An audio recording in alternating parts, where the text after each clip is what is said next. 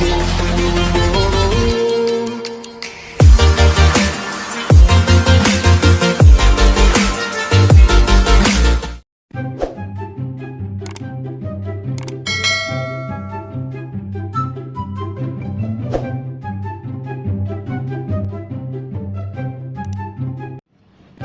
warahmatullahi wabarakatuh. Kembali ke channel YouTube saya, yaitu di Pedancan. Kami di sini, atau ya saya di sini ditemani oleh teman kelompok saya, yaitu Manitolan ya, akan mempresentasikan mengenai mata kuliah kebijakan pendidikan Islam di Indonesia, yang mana judul dari makalah kami yang akan presentasikan yaitu tentang sosialisasi dan komunikasi kebijakan pendidikan. Sebelumnya kelompok kami kurangnya dua itu dua cowok karena tidak bisa hadir untuk hari ini menemani kita semua. Sebelum mempresentasikan, saya sendiri anggap saja sebagai kaptennya di kelompok ini, kelompok 4, yang mana di sini ada 4 orang termasuk saya, yaitu keluarkan saya sendiri, ya saya Chandra Winata, dan ini Mutmani Tolania, ini Yasbiyallah, dan ini adalah Muhammad Iwan. Itu langsung saja biar gak lama-lama waktunya, langsung saja ke pemateri yang pertama, yaitu Muhammad Ridwan di sebelah sini. Saya dari kelompok 4 akan menjelaskan pengertian sosialisasi dan komunikasi kebijakan pendidikan. Sosialisasi menurut Kamus Besar Bahasa Indonesia adalah upaya masyarakat sesuatu sehingga menjadi dikenang, dipahami, dihayati oleh masyarakat, atau bisa disebut dengan pemasyarakatan. Sosialisasi kebijakan pendidikan adalah upaya menyebarluaskan isi atau substansi suatu kebijakan yang telah dibuat dengan maksud untuk memunculkan pengetahuan dan memahami dari berbagai pihak yang terkait. Selain itu, termasuk di dalamnya kelompok sasaran agar mau dan mampu menjalankan perannya dalam mensukseskan tujuan bagaimana tercantum dalam kebijakan tersebut. Sedangkan komunikasi di sini dapat diartikan sebagai pengiriman dan penerimaan pesan atau berita antara dua orang atau lebih sehingga pesan tersebut dapat dipahami. Contohnya seperti kepala sekolah. Kepala sekolah memberikan kebijakan, terus sebagai bawahan kita harus mengikuti apa yang sudah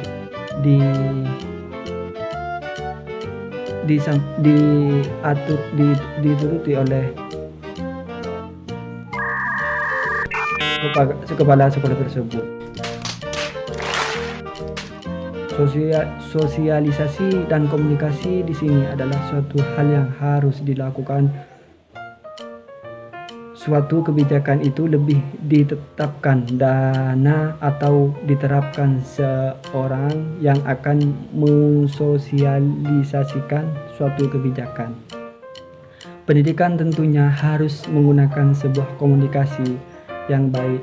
Hal ini akan membantu audien memecahkan dengan baik suatu penyampaian kebijakan yang ada di dalam komunikasi. Komunikasi itu ada dua macam, yaitu komunikasi yang verbal, non-verbal. Hal ini bisa diterapkan secara bersama dan akan memudahkan pemahaman dan penyampaian dari sosialisasi kebijakan pendidikan itu sendiri. Misalnya, dalam hal ini kepala sekolah akan mensosialisasikan kebijakan yang sudah diterapkan bersama. Maka dalam hal ini tersebut kepala sekolah harus menggunakan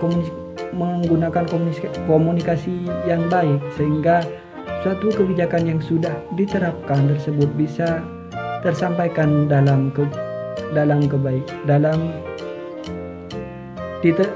disampaikan dengan baik. Contohnya kepala sekolah memberikan kebijakan, maka harus berkomunikasi antar bawahan agar kebijakan tersebut bisa dipahami.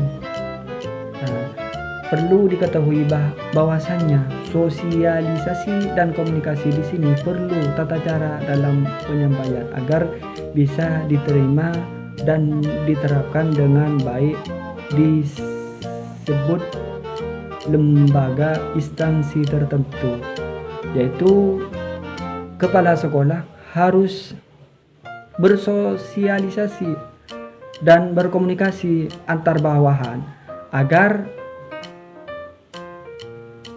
penyampaiannya agar bisa diterapkan apa yang sudah disetujui oleh bawahan tersebut. Ya, sekian dari saya, kurang lebihnya mohon maaf. Wassalamualaikum warahmatullahi wabarakatuh. Materi yang kedua yaitu hasbiyallah, langsung saja. Assalamualaikum warahmatullahi wabarakatuh. Nama saya Hasbiyallah. Ingin melanjutkan penjelasan mengenai kebijakan pendidikan Islam, di mana pemateri pertama itu sudah menjelaskan berbagai hal yang sudah banyak memberikan manfaat terhadap teman-teman, di mana yang berkaitan dengan komunikasi informasi sebuah kebijakan pendidikan.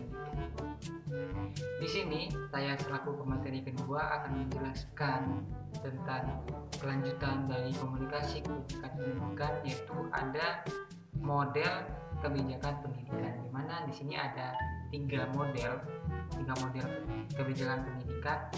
Yang pertama adalah kita ulas apa sih model komunikasi itu. Model komunikasi ini sini adalah suatu cara di mana kita akan menyampaikan suatu pesan, suatu kebijakan yang sudah kita buat. Jadi model berupa model seperti konseptual yang menjelaskan proses komunikasi manusia dan memperhatikan proses komunikasi yang sudah ada. Di sini ada tiga model, yaitu yang pertama adalah model komunikasi linear. Apa sih?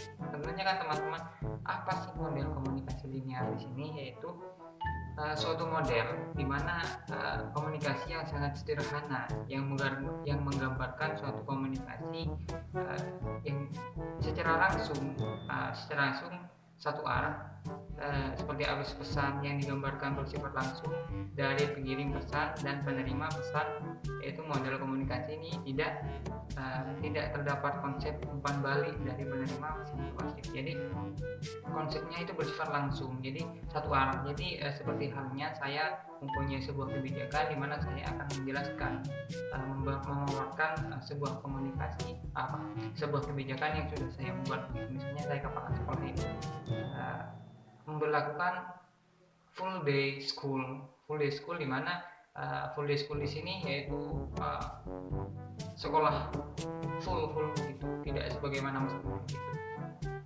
Jadi saya akan mengkomunikasikan misalnya dengan wali murid itu satu arah di dalam model komunikasi linear ini, yaitu model yang satu arah gitu. Dari saya akan menyampaikan kepada audiens gitu. Itu yang pertama modelnya. Terus yang kedua adalah model komunikasi transaksional, di mana pada model ini adalah yang menekankan pada pentingnya peran pengirim pesan dan penerima pesan, baik proses komunikasi yang berlangsung dua arah. Jadi menggambarkan kita itu akan berkomunikasi tidak hanya sebagai ajang pertukaran pesan, melainkan untuk membangun sebuah hubungan, di mana arti dari model ini yaitu kita itu sebagai orang pengirim pesan, komunikator begitu, itu lebih menekankan pada sifat pertukaran melainkan untuk membangun sebuah hubungan, di mana orang tersebut, orang yang kita kirim pesan itu akan mengerti terhadap apa yang kita sampaikan gitu. Itu yang kedua. Terus yang ketiga, ini yang terakhir, yaitu model komunikasi interaksi. Jadi pada model ini menggambarkan komunikasi dua arah. Umumnya pada model ini digunakan untuk dalam media seperti internet, media komunikasi yang jadi model yang kedua ini itu hampir sama. Model yang kedua di sini itu hampir sama dari model yang ketiga itu hampir sama dari model yang kedua. Melainkan akan tetapi model yang ketiga di sini itu lebih menekankan pada alat-alat modern seperti internet, Facebook dan lain sebagainya. Itu adalah penjelasan dari saya. Saksikan penjelasan dari materi selanjutnya. Pemateri yang ketiga yaitu saya sendiri dan pemateri yang terakhir adalah ini. Oke, sekarang bagian saya, materi yang ketiga yaitu akan membahas mengenai problematika kebijakan pendidikan, yang mana kebijakan setiap tahunnya ada perubahan karena Kementerian Pendidikan dan Kebudayaan itu terus berganti dalam tiap berapa tahun sekali sih, kayak gitu. Setiap pergantian Kementerian Pendidikan dan Kebudayaan ini ya pasti ada perubahan lah dari kebijakan-kebijakan yang ada seperti itu. Yang mana mengenai problematika ini yaitu adalah salah satu masalah ataupun problematika yang dirasakan oleh Kementerian Pendidikan dan Kebudayaan mengenai program sistem full day school seperti itu, yang mana tidak semua sekolah itu menerapkan yang namanya full day school, yang mana di tahun 2000 ada di Indonesia ini tahun 2015 ini ada sekolah 217.586 sekolah, itu banyak sekali ya. Dan nyatanya yang menerapkan sistem full day school ini hanya 10.000 sekolah saja, itu hanya sedikit saja yang menerapkan. Tapi kenapa Kementerian Pendidikan Kebudayaan ini menerapkan sistem full day school? Karena pada dasarnya kebijakan ini untuk mengurangi beban dan dalam pengawasan para orang tua terhadap anaknya, karena ya kan orang tuanya itu kan bekerja dari pagi sampai sore, jadi adanya juga sekolah dari pagi sampai sore begitu, sehingga pulang-pulangnya gitu ya barengan sama anaknya seperti itu. Kira-kira seperti itu sih. Sistem full day school ini harus ada persetujuan antara pihak sekolah juga sih, dengan siapa ya, dengan orang tua siswa seperti itu. Bagaimana orang tua siswa itu mau anaknya itu sekolah full day school sampai dari pagi sampai sore, itu mau atau tidak begitu. Namun nyatanya ya Kementerian Pendidikan dan Kebudayaan ini ya harus ya disesuaikan dengan kebutuhan masyarakat di Indonesia seperti itu. Kebutuhan dari sekolah itu apa? Sekolah seluruh di Indonesia ini harus mampu menerapkan full day school ini, ataupun siswa-siswanya itu harus mampu sekolah di pagi sampai sore, itu mau atau tidak, atau mampu begitu.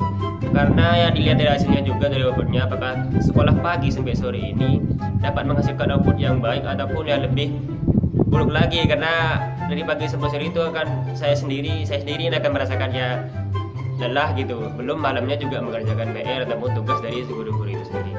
Itu adalah problematika yang saat ini dirasakan dalam organisasi pendidikan seperti itu.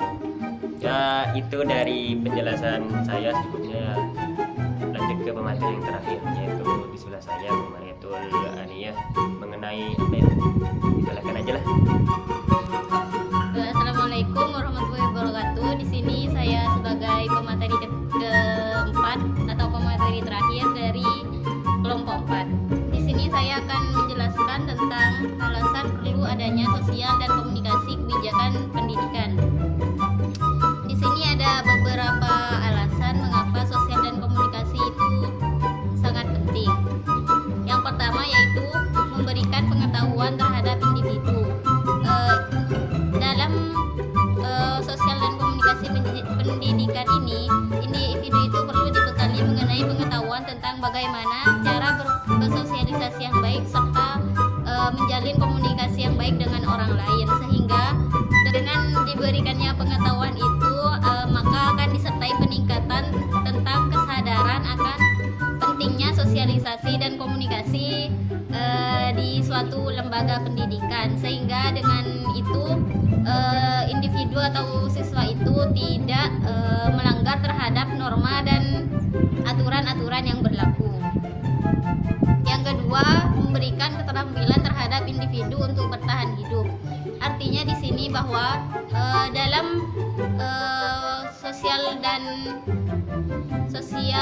dan komunikasi kebijakan pendidikan itu perlu adanya keterampilan terhadap individu itu sendiri, sehingga dengan keterampilan itu individu mampu bertahan hidup serta bersosialisasi dengan lingkungan yang ada di lembaga itu.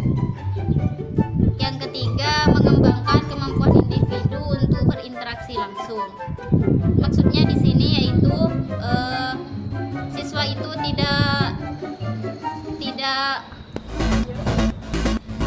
artinya di sini yaitu siswa itu tidak selalu menyendiri, sehingga nantinya dengan mengembangkan kemampuan individu untuk berinteraksi langsung itu, siswa itu mampu berbaur dengan siapa saja yang ada di lingkungan lembaga itu.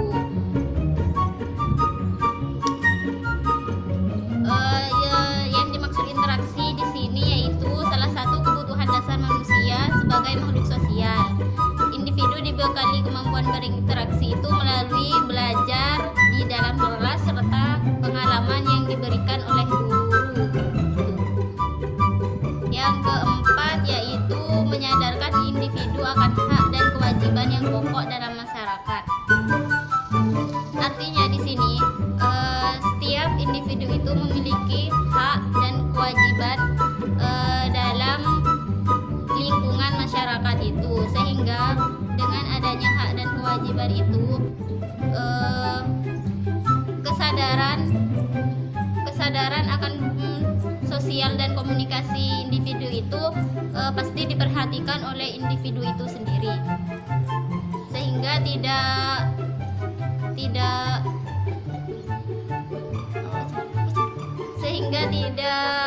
terjadi suatu permasalahan antara individu itu dengan masyarakat di sekitarnya. Yang kelima, memberikan pengetahuan dan pemahaman terkait suatu kebijakan. Adanya suatu sosialisasi dan komunikasi yaitu untuk memberikan pemahaman dan pengetahuan terkait suatu kebijakan yang sudah dibuat dan ditetapkan oleh lembaga. Dengan memberikan pengetahuan dan pemahaman tentang suatu kebijakan yang ada di lembaga itu, maka sosialisasi perlu diterapkan dan komunikasi itu juga perlu dilakukan dalam suatu proses pembelajaran di sekolah itu, sehingga sekolah itu dengan adanya kebijakan itu suatu siswa itu tidak melakukan suatu hal-hal yang tidak diperbolehkan oleh lembaga itu. Itu dari saya, kurang lebihnya mohon maaf. Wassalamualaikum warahmatullahi wabarakatuh. Waalaikumsalam warahmatullahi wabarakatuh. Itu penjelasan dari pemateri yang terakhir dari Munitulania. Lanjut ke sesi yang berikutnya. Sebelum lanjut ke sesi berikutnya, ikut tanya jawab. Kalian jangan lupa absen dulu di kolom komentar di bawah ini nantinya ya. Jangan lupa nanti Dela kirim formatnya seperti yang saya contohkan nanti di kolom komentar bawah ini ya nanti ya. Nah, lanjut ke sesi yang berikutnya, itu sesi tanya jawab. Kalian bisa menanyakan mengutarakan segala pertanyaan Anda, kalian semua audien, di bawah kolom komentar ini ya, dengan format seperti di bawah ini. Nanti kita akan menjawab pertanyaan-pertanyaan kalian di kolom komentar di pertanyaan kalian itu nantinya ya, nanti ya. Oke, itu adalah presentasi dari kami itu dari kelompok 4 mengenai sosialisasi dan komunikasi kebijakan pendidikan. Saya akhiri presentasi ini. Di dalam video ini jangan lupa like, subscribe, dan share seperti itu ya. Sekian, terima kasih. Thanks for watching. Wassalamualaikum warahmatullahi wabarakatuh.